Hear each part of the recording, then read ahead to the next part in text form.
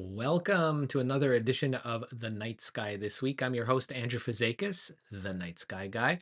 Welcome. So glad you could join me for a few moments out of your day to check out what's in the sky this week. What kind of astronomical events are happening? And every week there's always cool things, but this week particularly is a couple of really interesting things I want to focus on for this week's show, and hopefully you'll have some clear skies. One is occurring today, the other one on Wednesday, and then there's another something happening on Saturday.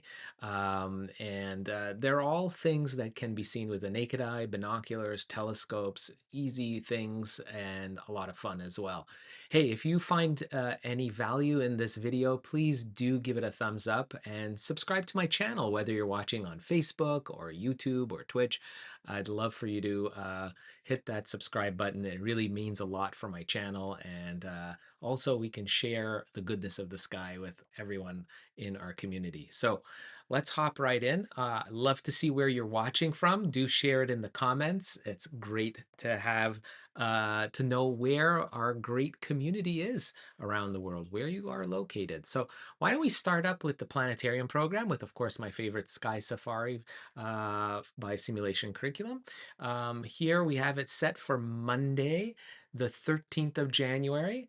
This week starts off with looking towards the southwest, two really iconic planets that are uh, dominating the southwestern early evening sky just after sunset, really. And you won't miss Venus, which is the brightest of all the planets and brightest star-like object low in the southwest.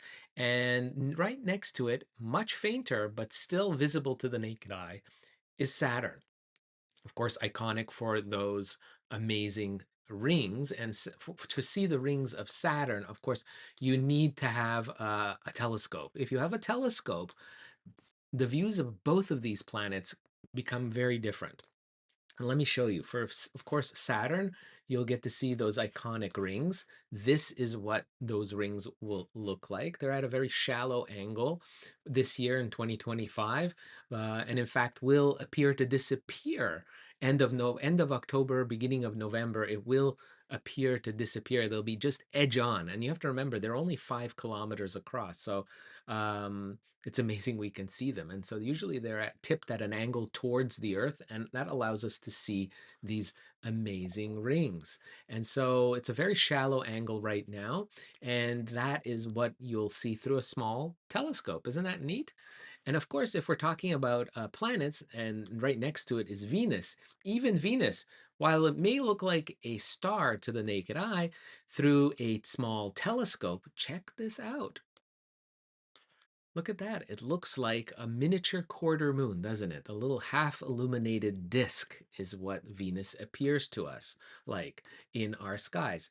And if we look at why that is, if we look at it from the point of a view of, say, in orbit, if we could magically go out into the orbit of these planets in the solar system, we can see it looks quite different. If we zoom out, you can see each of these colored lines represents the orbit pathway of a planet. There's Venus, there's the sun. You can see Earth as well. Mercury's there, Saturn is out there. But look at where, in relation to Earth, Venus is and the sun. Look at how it forms this triangular formation, and you can see why, from our vantage point here on Earth, we get to see the half illuminated disk of Venus. You see that right there?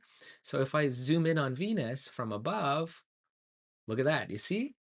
Of course, it's dark on this side, light on this side, because the sun is on this side, as opposed to on here, on the left. It's on the right-hand side, right? So from our point of view here, Earth, which is the third planet from the sun, right below there, from our vantage point, this looks like a half illuminated disk, right? So if we go back to the sky view, that's the view through a small telescope. And you see it's illuminated down towards the ground, where the sun has set below it, right there. So check those two out, and I'll come back to this in a few minutes. There's more happening with this pair. Hello from Spain, from Marisol. We have Lynn from Ohio. Swifty Forever. I love the night sky. That's great on YouTube joining us. Fantastic. Briven from Zambia. Great to have you on board. Chirag from England. Jean from East Tennessee. We have Nicola from Italy joining us.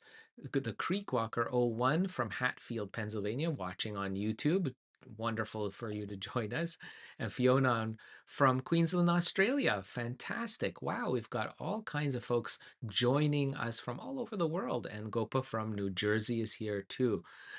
So lots of really interesting things. I see Swifty Forever is asking, how did I become intrigued about the universe? Well, that happened at a very young age for me.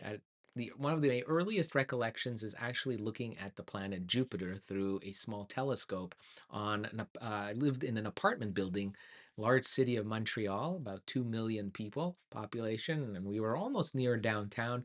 But yet, my dad took me to the roof of the building, sat me on his lap, and we looked through the small telescope. Yeah, I mean, he had a really, really small telescope, and it was a lot of fun to see Jupiter, the moons of Jupiter, the cloud belts, of course, Saturn and its rings, the moon, touring the moon as if you're an astronaut, like only a few hundred, miles above the surface of the moon to see the craters up close. It just caught my imagination, and that's it. I was hooked, and it's been a lifelong love affair with astronomy for me. So it's really, really a cool hobby, and it's so accessible. And that's why I have a passion to share it with everyone. I'm so happy you guys are on board. So here we are, we're looking at Saturn, Venus. But what I wanted to concentrate on is if we turn our back to Saturn, Venus, and this is tonight, Monday, January 13th. So wherever you are in the world, maybe it's dark where you are and it's already nighttime. This is happening now. The moon and Mars, as you can see here, rising in the early evening, are going to be very close together. They're going to appear so close together. And in some parts of the world, those of us in North America, large parts of North America particularly, are going to be lucky to see Mars go in back of the moon. The moon will actually cover Mars for over a course of an hour or so tonight. This is something many of you will see. I'll get into it in a second, but what I wanted to show you is what it'll look like for most of us around the world. This is what we will see, is Mars and the moon together. Now, Mars was officially at its closest point to Earth yesterday, Sunday the 12th, but it's still extremely, for many, many days, in fact, for the next few weeks, Mars is going to be very evident, very bright. It looks like an orange star. And of course, you have the disk of the moon nearby. There are other things very interesting near this pair. You'll have, and by the way, what's fascinating is the contrast in color between the moon, the silvery bright color of the moon, and then you have the deep orange color of Mars, which is very evident to the naked eye. If you have binoculars and telescopes, do bring them out. You'll see more in a minute. I'll tell you in a second. And while you're looking at this, you'll notice that above the moon, next door, will be a white and yellow star. And those are the twin stars of the constellation Gemini. Gemini, the twins, right? So you have a star called Castor, you have a star called Pollux. These are the Gemini twins, and they form a near perfect alignment with the moon. Just you can draw a nice line right down from Castor to Pollux to the moon. What's really interesting is if we look at Castor, this white star, it's almost 51 light years away, while Pollux is almost 34 light years away. So 51 and 34 light years away, these two stars. That's how many years the light takes to make its journey to us. From the moon, the moon is so close, it takes just over a second for the light, the sunlight bouncing off the surface of the moon, and then back to your eye here on Earth, takes just about a second to travel from the moon to the Earth. And Mars, how far away is Mars? Mars right now is about 96 million kilometers away from us, or 5.3 light minutes away. So it's just over 5 minutes that it takes light from Mars. That light that you're seeing Mars by, it takes about 5 minutes to make that journey across interplanetary space to reach your eye. Isn't that amazing? So, we're talking about, 51 years, 34 years, just over a second, and then 5 minutes. These are the light travel times from these different objects that are going to be all clustered together in the sky tonight, January 13th, Monday. So wherever you are, maybe it's dark now, it's already nighttime and it's clear skies, go outside and look. You'll see this wherever you are around the world. It'll be differently, the orientation will be slightly different from what you see here. This is set for 45 degrees north latitude. That's where I am in Montreal, Canada. It's very similar to places like New York, Washington, Tokyo, Rome, London, places like that. Around the same what will look like. If you're in the southern hemisphere, it'll be shifted in its orientation, but the clustering will all be there just like this in the skies. So do take a look. This is really amazing. Now, that's not all. What is also happening is that Mars is, as I mentioned, is going to be what we call occulted by the moon. This is called a Mars occultation. And watch what I mean by that. It's basically the eclipse of Mars by the moon.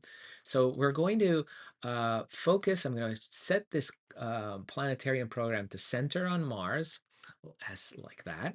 And you can see the time here below. It's set at 6 p.m. local time here in Montreal. And what this, as I said, this occultation will be visible over vast regions of North America.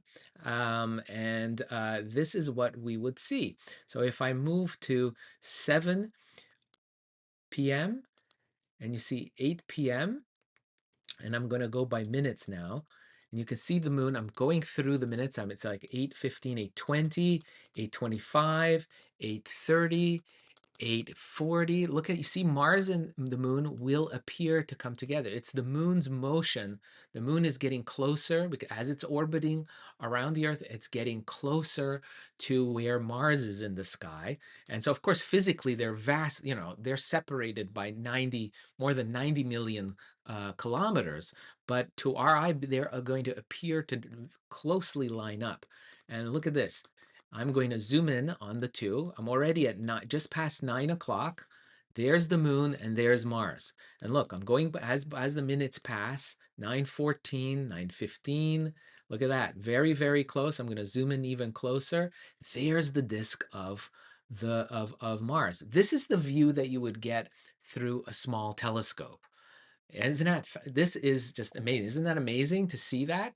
You can see actually surface features on Mars.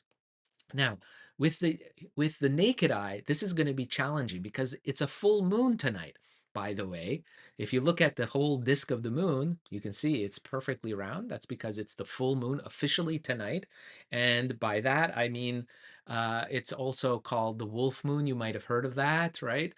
In the news media, it's called the wolf moon. It's a nickname for the January full moon this month, named after, of course, wolves, which tend to howl, I guess, in the winter. That's where this folklore comes from, and the naming comes from that the wolves are howling in the mid-January when it's very, very cold in the northern hemisphere, especially here in North America. So that's where it gets its name, the wolf moon. The January full moon has that name. So that's what we're seeing is the full moon. And because it's a full moon, it's going to be, it's going to be really difficult to see Mars when it's this close with the naked eye. This is where you bring out your telescopes, or if you just have binoculars, that'll do as well and make it easy. But it's also a challenge. I challenge you. How close can you get to, how close can Mars get to the moon before you lose it with the naked eye, before you can't see it anymore with the naked eye? It's actually quite challenging when it's this close, like you see here. But I would recommend binoculars, definitely, to get that pair together. And so this is what will appear for here in Montreal, East Coast, North America. This is where Mars is going to get really close. And look, and then finally it just disappears. I'll go through in the seconds. By around 9:20, 9:21, it hits the edge of Mars, and I can even zoom in like that, and you can see super close, high magnification. This is the kind of view that you'll get second by second. Mars is going to get covered by the moon. And there, it'll be completely covered by 9:21. So very, very short, in just over a minute or so, it will get completely covered by the moon. And then you'd need to watch minute by minute as we're going 9:30, 9:40. You can see that the little crosshairs are marking the location of Mars behind Jupiter in this animation. And then slowly, we're already at near 10:25. It will peak out at around 10:35 on the other side of the moon, and Mars will come back into our sky. Isn't that neat? This is what we call Mars occultation. Now, if you want to know where and when you can see it, there's a very, very good uh, a table of times for different locations. Here, I'm going to share it here. I'm going to put it in the comments so you guys can peruse it on your own. And these is thanks to the site. It's called lunar-occultations.com, and it's a great site that shows you where this occultation of Mars will happen. So you can, as you can see that then within these bars is where you will see the occultation. So it's overlaid on the map of the world, and you can see Canada will get to see it, and a lot of the US will get to see it here, and even parts of Northwest Africa will get a chance to see it. And in terms of actual cities, there's the list right here. It shows you the names of the cities, different cities in universal time. Shows you the hour, minute, and second of when the disappearance of Mars will happen, at the exact time it will get hidden by the moon right there. And so you can see all the CAs for Canada, for instance. And so here in Montreal, it says 2:25 Universal Time. I have to take 4 hours off for Eastern Standard Time, where I am from Universal Time. So I take 4 hours off of that. So that's at 10:25, right? So you can see that, or I should say, sorry, 5 hours I have to take at 9:25. So that's the disappearance. So that's what we were just seeing on my planetarium program, that it took that the disappearance occurred at 9:25. And so you can see that's in Montreal, and has all the other cities too, including Mexico and in the US as well. Just a long, super long list. And then even you can see the reappearance right here is the real. Let me move this over here. So I'm sorry it wasn't on there. There's the reappearance, and up here is all the different cities. You can see in the US, Mexico, Canada, CAs for Canada. So check that out. I put the link to this beautiful table listing all the exact times. So check that out. And if you've got clear skies, you've got binoculars, you'll be able to see it disappear behind the moon. I hope you have clear skies.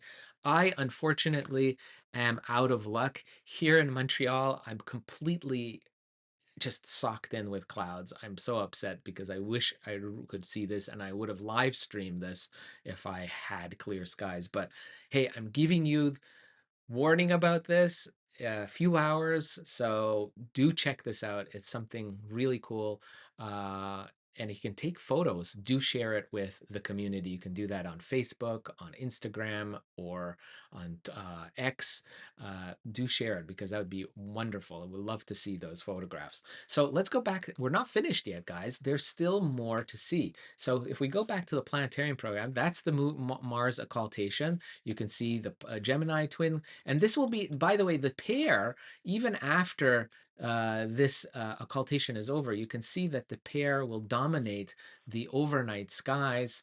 1 o'clock, 2 o'clock, 3 o'clock in the morning. You can see the pair is going to separate by early morning and be in the western sky. So if you're an early bird and get up, this is something that you'll see is the pair, but switched all the way from the east to the west. It'll be setting in the west, the pair in tandem together. Just gorgeous. This is by Tuesday morning.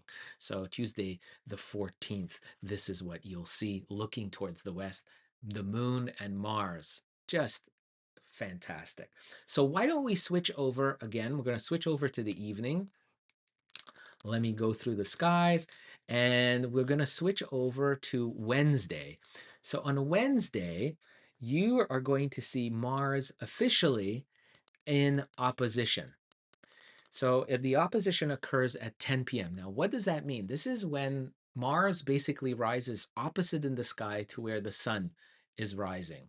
So, or setting. So it's in the opposite part of the sky, the two. So I'll show you what that means in a view here. Let me just get it after sunset. There we go. The sun sets on Wednesday, the 15th.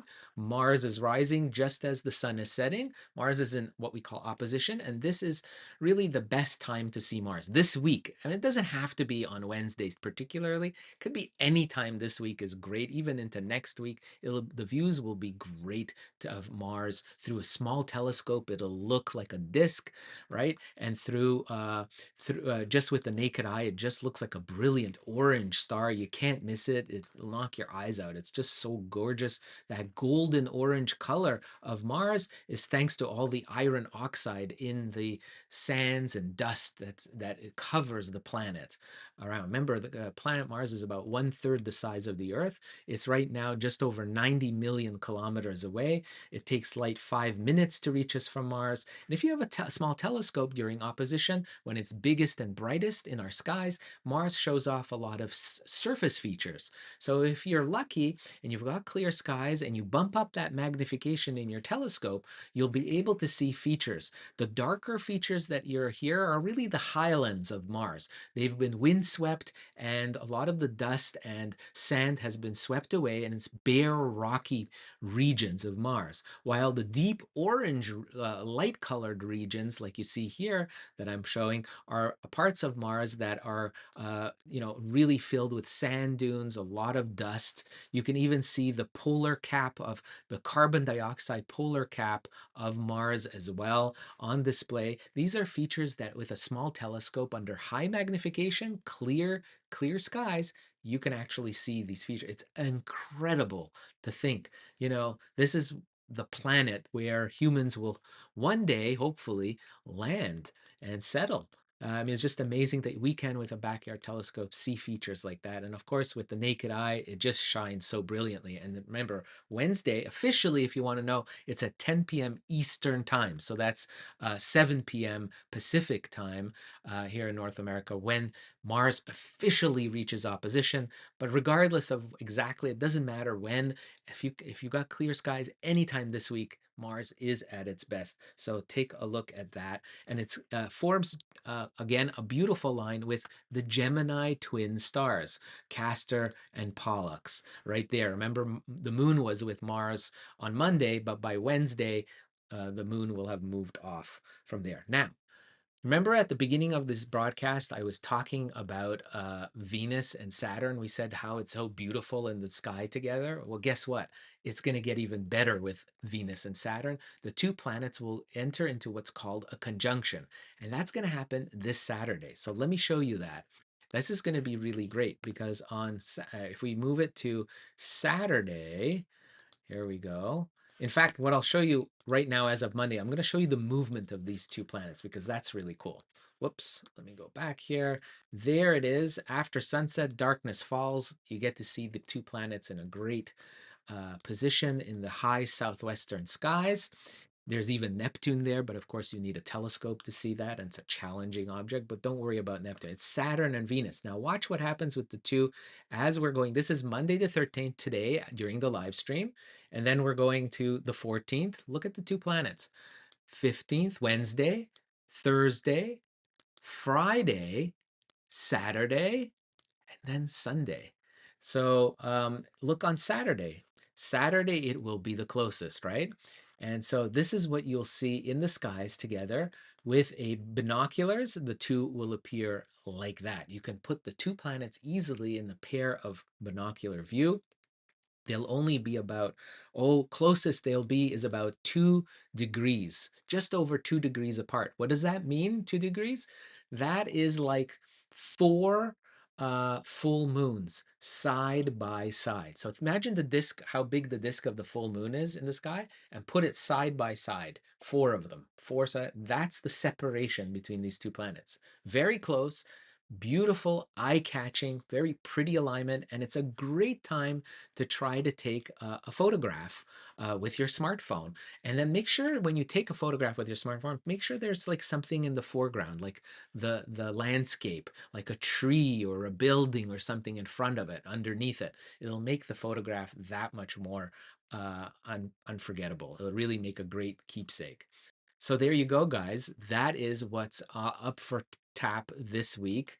Lots of fun things. It's great to see people here. I love to see folks chiming in. There's Nicola talking about what about Comet Atlas? Now that is something interesting. I did talk about Comet Atlas because it's just such a ridiculously hard object to see.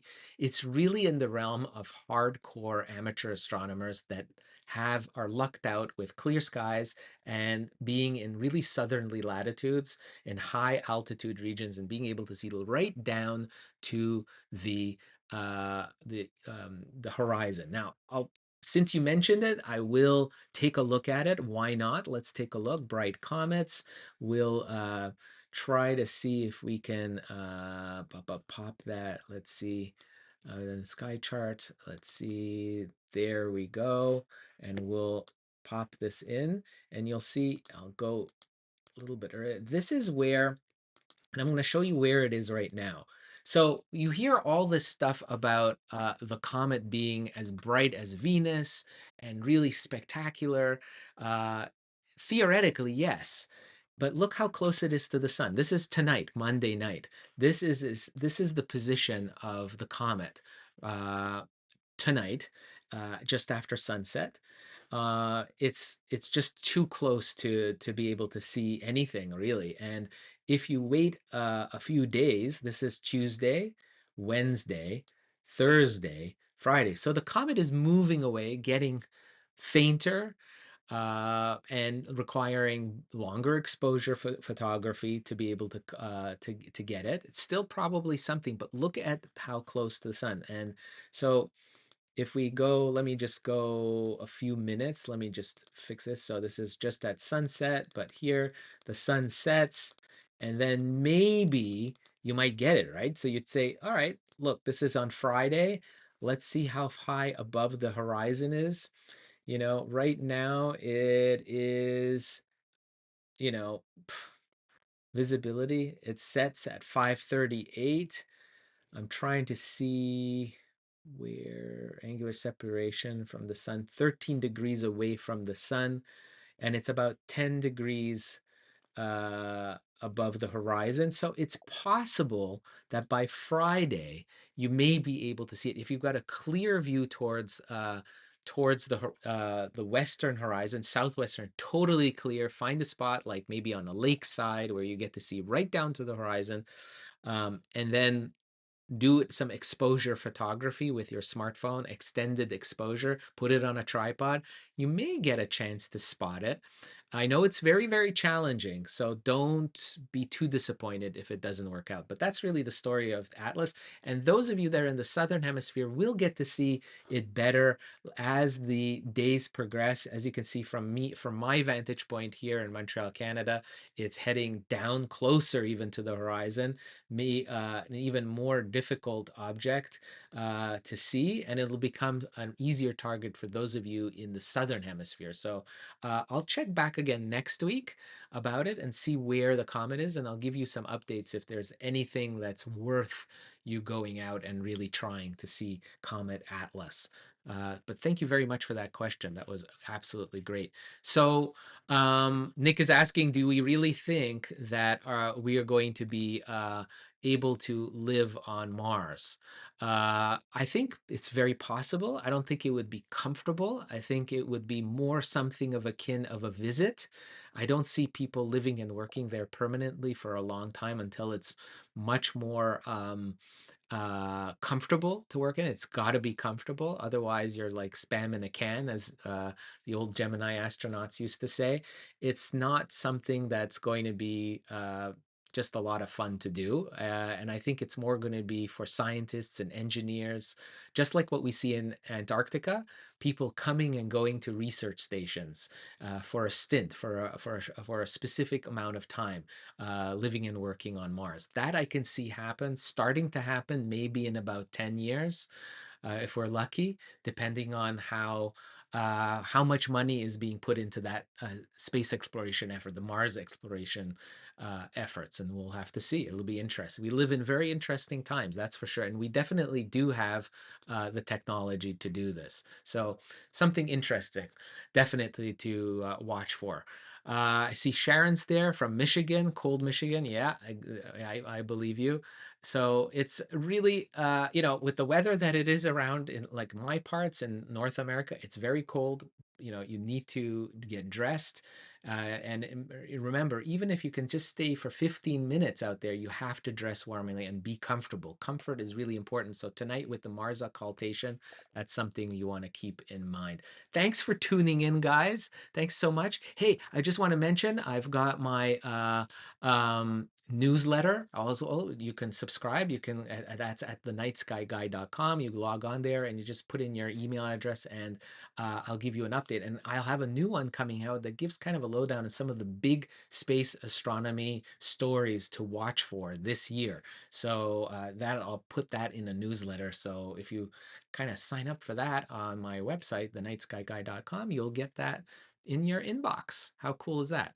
So thanks so much for joining me, guys, spending a few moments. I hope this was of value. If you did find this of value, give it a thumbs up. Do subscribe. It helps me grow this channel and bring you more content like this on stargazing.